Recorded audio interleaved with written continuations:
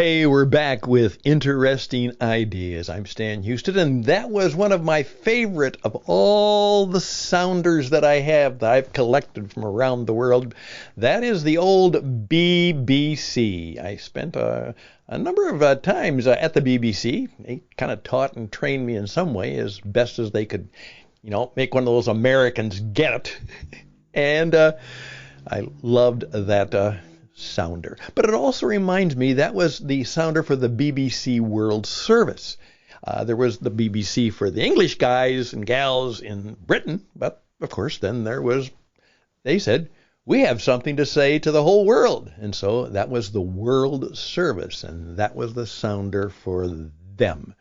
And I'd like to believe that from time to time, it's true that on the modern miracle of podcasting, literally anybody, anywhere in the world who has a phone, a computer, something like that, they can hear my program. How fortunate I am to have that opportunity and responsibility.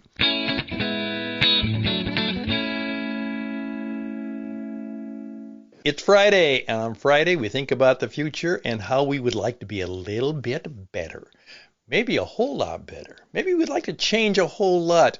Well, the subject is transformation. We're not trying to manage change. We're trying perhaps to make a change, and maybe we're going to try and make a big change that even changes our life. And it can happen in big ways, It can happen in real little ways. And the most amazing story about a little thing that changed a great deal came out of a podcast that I and a couple of these guys were presenting on the Western way of life on Tombstone, Route 66. And this guy said, well, my grandmother was mad and she yelled at me and it changed my life. How about that? Bob Bosebell, that's a true story, right? Oh, yes, it changed my life. Well, your life has been pretty significant. You've done a lot. You've done well. You're quite successful. So you got 60 seconds to brag and then tell us about Grandma, okay? Yeah, well, I'm a firm believer in the universe is trying to help you. You just need to pay attention. And a lot of times we dismiss things as critical or somebody's being not nice or whatever. But sometimes there's a message in there for you, and that's what happened to me. And if it wasn't for my grandmother, I wouldn't own True West magazine today. I wouldn't have done 15 books on the West. And I believe that everything that I've achieved came from that moment when my grandmother gave me what for. My goodness, go. We got to hear the story. Okay. So I'm 9 years old. I live in Kingman, Arizona. My father has a gas station on Route 66 called Al Bell's Flying A. And when my mom and dad would go out for a date, they would sometimes send me up to my grandmother's, and she would babysit me at her house. And I like to go up there because she told me how we were related to outlaws, and this just thrilled me to no end. Well, one night I was up there. My parents went to the American Legion, and my favorite TV show was coming on. And my grandmother was talking to me, and I said, Grandma, can I turn on my favorite show? And I could see she was kind of disappointed. She said, go ahead. So I ran over and I turned on the TV just in time to hear this song. It's a theme song, and it went like this. Wyatt Earp, Wyatt Earp, brave, courageous, and bold. Long live his fame, and long live his glory, and long may his story be told. So this was the story of Wyatt Earp. Hugh O'Brien played him. I remember it well, yeah. He was the coolest guy, drank milk, he never swore, he cleaned up every cow town in the West. Oh, and he had a pistol with a barrel that went all the way into the dirt. He could write his name in the dirt with the barrel of that gun still in the holster. So I'm just, in awe, waiting for the show to start. And in the middle of that theme song, my grandmother points at the TV and she says, Wyatt Earp was the biggest jerk who ever walked the West. So I'm stunned because I'm looking at the TV, which never lies, and I'm looking at my grandmother, and I'm going, wow, somebody's not telling the truth here. And that literally was the catalyst. That was the moment when I went to the library and said, I've got to find out who was this guy, Wyatt Earp. And that led to all the other books I've done on Jesse James and Billy the Kid and Wild Bill Hickok and Geronimo. And I just became obsessed with finding out what was the real truth. So I thank my grandmother. God bless her. That is so fascinating because what a great question, though. What is really true? As I oftentimes say that whether you like him or not, and most of you don't, but remember, Pontius Pilate asked one of the great questions. What is truth? What is true? And that's dominated your life. Well, yeah, it was life-changing, like I said, and it's just so funny. It's a subtle little thing, and I look back on it and I go, man, that was a moment that my life just turned. There we are, friend. Just a 5-minute story, but think about that now. Like I oftentimes say, pay attention. Everything that happens to you might be useful, and in this case, a story of it being transformative. Bob, tell me some of the things that, after that maybe kind of also impacted your career as you've become, I'll brag for him. He's really good. He's a great artist, a great writer, and he's a character, and I mean that in every sense of the word. Anything else, though, that kind of has moved you from here to there, or just little things, or maybe some bigger things that kind of got your career or your life on different, or sometimes we say, a plot twist? Yes, I grew up on Route 66, and at the time, I didn't think it was a big deal. My father had a gas station, as I mentioned, Al Bell's Flying A, jugs ice free, and I was the kid who'd ice the jugs. 4 guys would meet every car, and I was the one who went out with my Little League cap on. I was 10 years old, and I would say, do you have any jugs you'd like iced? Everybody carried a thermos because this was before AC.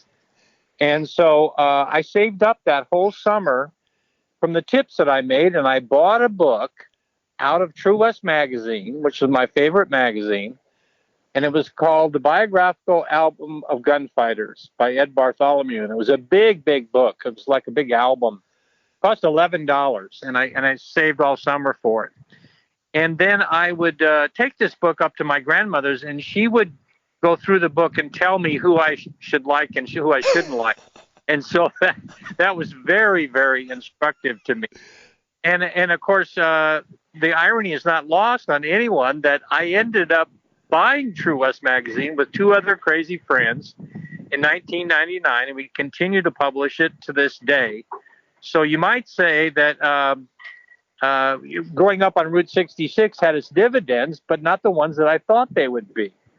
Another thing that I got out of that whole experience is, like I said in the beginning, I didn't think it was a big deal. It was a road. My dad made a living off of it, and my mother works with the highway department, and so it was, it's how we made our living. And so when Route 66 started to really become a big deal around the world, I didn't get it. I went, God, it's just a highway. There's nothing going on there other than, we made a living from it. And then in 2003, my wife, who worked for the Department of Defense as a counselor, she was stationed in Rota, Spain, and she said, do you want to come visit me? And I said, yeah, I have a idea that I want to find out where Cowboy Ground Zero is. And my theory was, if I could find where the conquistadors came from, and that's Cortez and Magellan and all those cats, that I would find the ground zero of the cowboy, because they're the ones that brought horses and cattle to the New World, starting with Columbus. And so we went to Spain, and she was right on the beach. There was a hotel there where she stayed. And I went down to the museum, and it's in Rota, Spain, and it's where Columbus set sail on his second journey to the Americas, the New World. And so I went through the museum, and then I went out on the beach, and it was a stormy day, and I'm looking out on the ocean. And I thought, man, those are some brave cats that got in those wooden boats and went and sailed west and didn't know what was going to happen. They knew, of course, they'd been there before, but I mean, it still was a pretty amazing feat that they did that. And after about 20 minutes, I turned to leave, and I turned, and on the beach, I saw a bar, and it said the Route 66 bar. And I realized at that moment, oh, this is amazing. They sent us horses and cattle, which resulted in the cowboy, and we sent them the legend of a road that's a big deal over there. Isn't that amazing? And it just stunned me, and I made that the punchline to my book, The 66 Kid Growing Up on the Mother Road. I love stories like that. It proves, in some cases, providence, and some cases it proves everything is crazy. Yeah, well, it's all of the above, really. And like I said at the beginning, you got to pay attention. The universe is trying to help you. That's right. I feel like what are the odds that there was a Route 66 bar behind me, and that I turned in this moment of reflection and then saw the answer to what I couldn't understand by the previous years of my life. There was the answer. There we go. Hey, thank you so much. Now tell people how they can get True West. And let me tell you, this is a great magazine. It's well done. It's my favorite line. You'll learn more there by accident than most places by design, and you'll enjoy the pictures. It is entertaining. It is not boring. It's good stuff. Their last edition was on the icon of the cowboy. It is worth everything that you would pay for that magazine. So, Bob, how can they get True West if they've never heard of this wonderful thing before?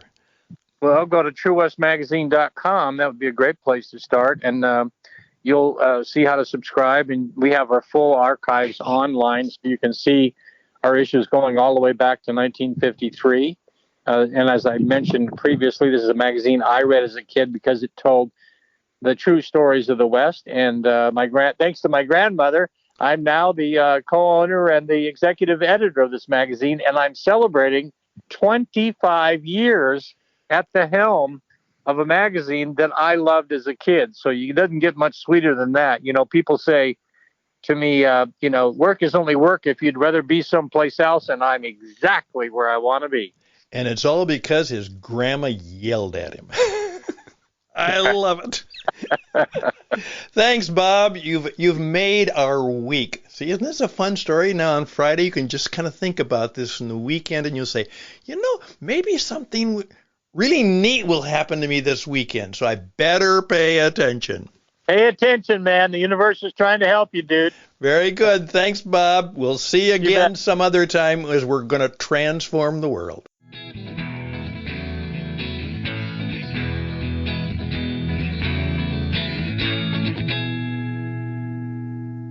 Well, after that fine ending, I should just sign off, but I'm going to do one more thing, and that is to remind you, stanhouston@gmail.com, stanhouston@gmail.com. Many of you have some transformation stories. That's right, just like Bob does. We'd love to hear your story, and perhaps put it on the radio, and perhaps it might even appear in a new coming best-selling, we hope, book, not by me, but by a good friend of mine, on being transformed. What does it take? And what will we be able to do if we bring real change into our world? In fact, real transformation. All the best and blessings to you this weekend. May it go well for you. We'll be back sometime next week. Bye for now.